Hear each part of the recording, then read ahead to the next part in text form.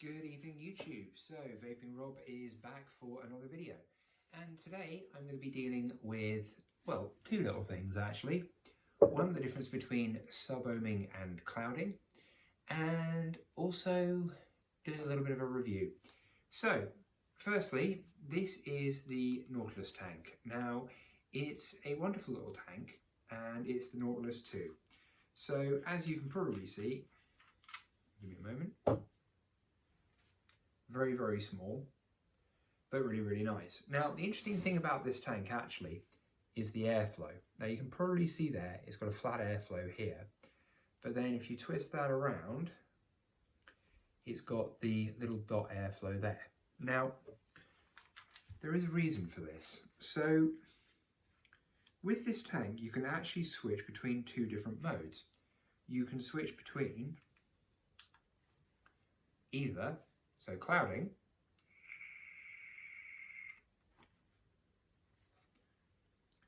or if you want to use sub-ohm,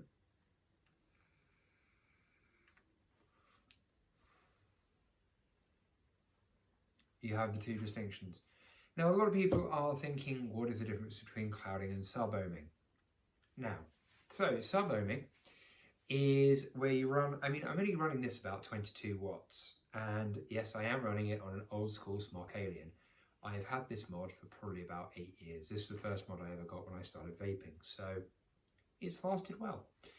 But no, the difference between clouding and sub-ohming. Sub-ohming is when you want to have a hit which is more similar to a cigarette.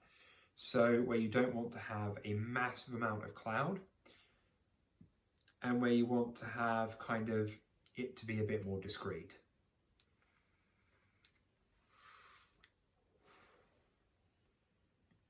Like so. So that's on the sub-ohming setting, and that really means that kind of you don't produce as much cloud. You still get wonderful taste, by the way, on this, but you can then just switch the setting over.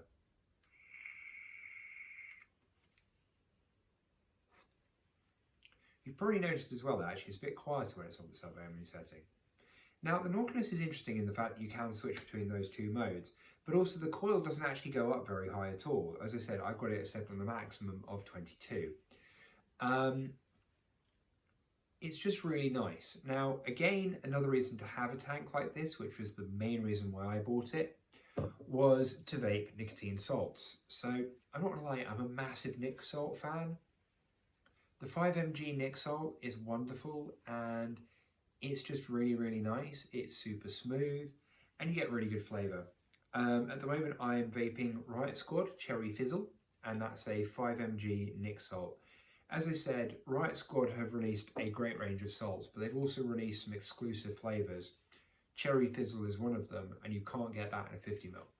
So it's nice to be able to vape some interesting flavours from Riot Squad that you wouldn't be able to normally get. My other favourite actually, which I've been vaping a lot, is this, which is Element Key Lime Cookie, which I have spoken about before when I did my video about Nic Salts, but it's just a banging flavour. You really get the lime on the inhale and then the cookie on the exhale. It's just wonderful. Now the thing is a lot of people, when they switch over to vaping, they're not entirely sure what they want.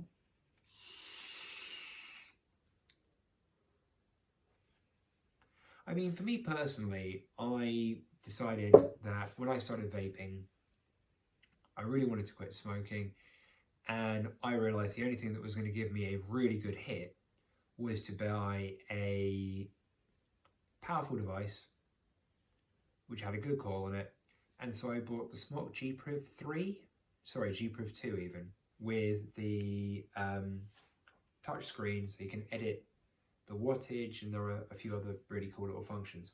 Unfortunately it broke, but I have seen that they've released the G-Priv 3. Now, I'm very tempted to buy it, based on the fact that it was one of my first mods. It came with the Smok Baby Beast Ultra tank.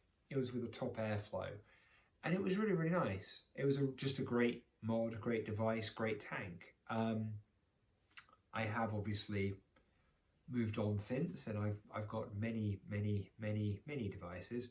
I'm going to start reviewing some more of these for you. My kind of everyday device is this, the Geektech Novamod and the Falcon Tank. But the thing is, a lot of people don't want a stupid amount of cloud, and a lot of people miss the sensation when they're smoking. So having tanks like this that can do both, I think it's a great thing on the market.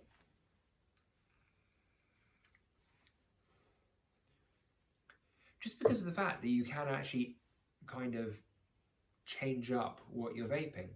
Because the thing is, the tank is good if you want to cloud, so it's got that setting. I mean, you can't run the tank massively high. There are other cores that you can get which are a lower ohmage. I think this is a 0.6 ohm coil. The ohms refer to the amount of resistance within the coil, and so that determines what the best wattage to run them at is. So I think this one is like a 0.2, 0.3, so the optimum temperature for this to run it at is between 70 to 90 watts. I run at about 75. This one optimum is between 15 to 25 watts, and I run at about 22. So the thing is everyone wants something different from a vape, and I can understand that in the fact that a lot of people do sometimes want to have more of a inhale and have it feel more like a cigarette, because especially kind of the bit of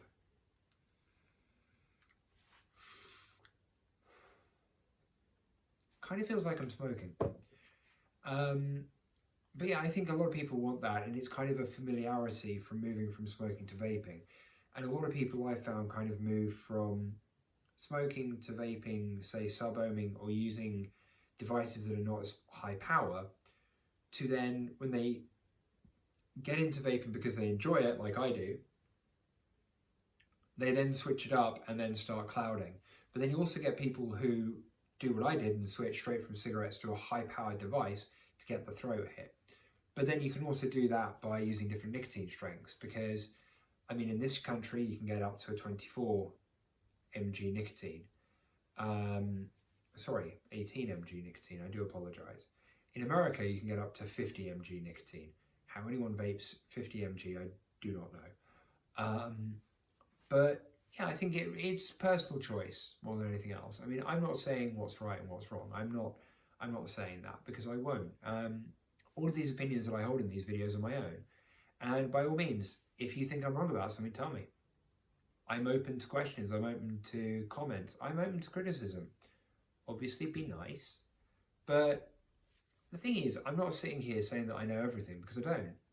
And I don't know what is the perfect vape. I don't know what is the perfect tank. I don't know. There's a lot of stuff. I mean, the thing is all personal opinion, and it's personal choice. Everyone's going to vape the way that they want to vape, and they're going to vape with the device that they're comfortable with. So I'm not going to say to someone that they're wrong for doing that, because the wonderful thing about vaping is that we are a massive community, and it should be about being positive, and it should be about encouraging other people. And it should also be encouraging people to stop smoking, start vaping, because vaping is by far a better option for you. I know for a fact that comment is going to get a lot of comments, but it's proven that it is 99.9% better for you than smoking. So yeah, what's wrong with that? Especially when you see the statistic at the moment, which is that in the UK there is a higher number of vapors than there are smokers.